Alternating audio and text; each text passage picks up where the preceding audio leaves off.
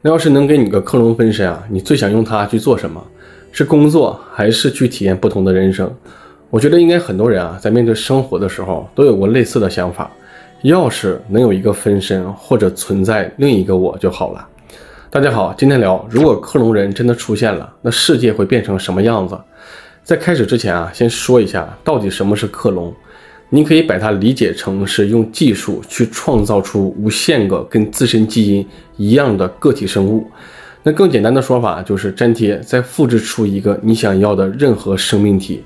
比如我们在生活中啊，经常能看到的同卵双胞胎，那就是一个卵子和一个精子在结合之后形成的受精卵，再分裂出两个胚胎。那一般来说，这两个人的遗传信息，包括高矮胖瘦、外貌特征，也基本都会是一模一样的。那所以啊，目前来看，想要制造出克隆人呢，那只能参考家畜的克隆技术了。而最常见的方法只有两种，首先是受精卵克隆技术。那它在早期分裂的时候呢，我们就把胚胎分成几个部分，确保它们都可以完整的发育出个体。那这样就可以得到和同卵双胞胎基因完全一样的人。那简单的说啊，就是我们可以把这种方法理解成是在大规模的制造同卵双胞胎。那这种听着很神奇的方法，其实在家畜上早就开始应用了。像一些克隆的牛肉啊或者牛奶，在欧美的市场是都可以买到的。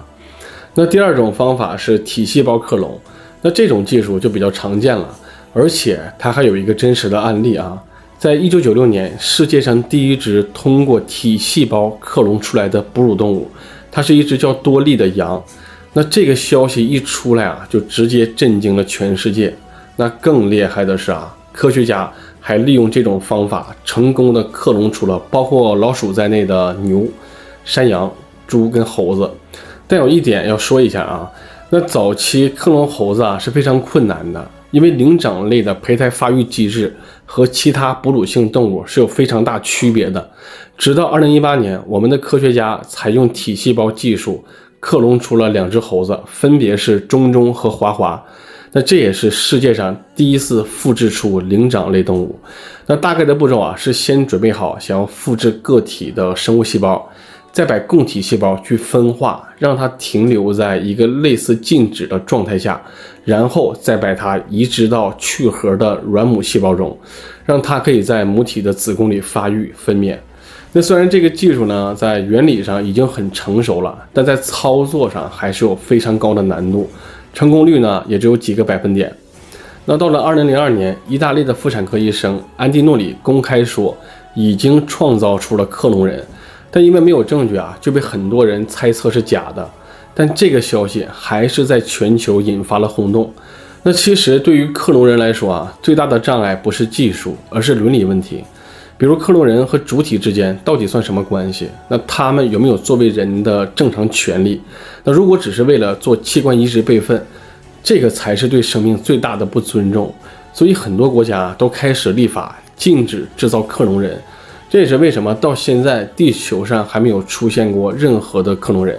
所以从技术角度去看，我们是有能力创造出他们，但从法律跟伦理的角度出发，克隆人到目前为止还是全球共同的禁忌。但从阴谋论的角度去看啊，一定会有疯狂的科学家在实验室里偷偷的制造克隆人，那只是目前还没有被发现而已。那问题就来了，如果这种技术啊真的用到了人类身上，那未来会变成什么样子？我们就可以从受精卵和体细胞克隆这两个方向去推测一下。那首先，受精卵克隆人的未来，因为这种技术啊一般都用在农场里，帮助去繁殖或者培育出更优良的品种，之后呢再大规模的生产。那这种动物工厂听着就非常的残忍，对生命没有任何的尊重，也让生物失去了多样性。那要是把这种流水线的模式啊用到了人的身上，从优生学的角度来看，未来一定会变得非常恐怖。比如统治阶层啊，他为了稳固自身的地位和权力，一定会大量制造出对自己忠心的克隆人。也就是说，在未来人会被分成两个类型，一种是自然出生的普通人，那其次呢是专门被生产出来为了满足高层需要的奴隶克隆人。你可以想一下啊，在一个巨大的工厂里，全部都是长得一样、体格强壮，有着统一的优点和缺点的人。他们可以长时间的工作，就像人类培养的小猫小狗一样，只保留我们认为是好的优点，而那些被我们认为是不好的优点就会全部的被抹杀掉。那这种反乌托邦看上去你感觉可能更加先进，更加美好，但实际上它却充满了压迫和控制，让所有的人都失去了自由，都变成了是机器上的一个零件。那其次就是体细胞克隆人的未来。那他们有一个很大的问题就是寿命问题。像第一只克隆羊多利，它在出生的时候就得了进行性肺病，寿命呢就变得非常短。这也让很多人开始猜测，体细胞克隆人天生的寿命就不长。但是这个谣言在2016年就被终结了因为科学家利用多利的细胞再一次的克隆出了一只新羊。那结果证明，克隆人的寿命其实和原型动物是差不多的不存在短命的说法。那听到这儿也不要觉得终于可以一直的去复制自己了但现实却没你想的那么简单。因为克隆人他不是复制成年的你，而是复制一个婴儿时期的你。那就算是克隆成功了，你也需要等他慢慢的长大，把他抚养成人。那比如现在你想要一个20岁的分身，那就需要等20年。那这个时间跨度应该没有人可以等吧？而且克隆技术呢，它也是有局限性的，因为它只能复制基因，不能复制记忆和思想。那比如爱因斯坦他是个天才没错吧？他提出了狭义相对论。那我们用他的细胞能不能再复制出一个爱因斯坦？那答案是肯定的但也只能复制出一个跟他有相同基因的婴儿。虽然在物理身体上是一样的，但他的大脑和内心都是一片空白。所以想要再培养出一个爱因斯坦，就必须让他再经历一次原来成长的环境和机缘。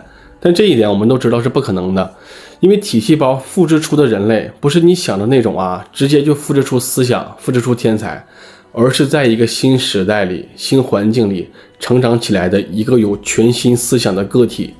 那包括科学也告诉我们了，人类的才能在一定程度上确实跟遗传信息有关，但真正决定一个人会变成什么样，是我们生活的时代和环境，还有就是经历跟对人生的执着。那最后不管以后会不会出现克隆人，而此刻的你都是独一无二、不可复制的存在。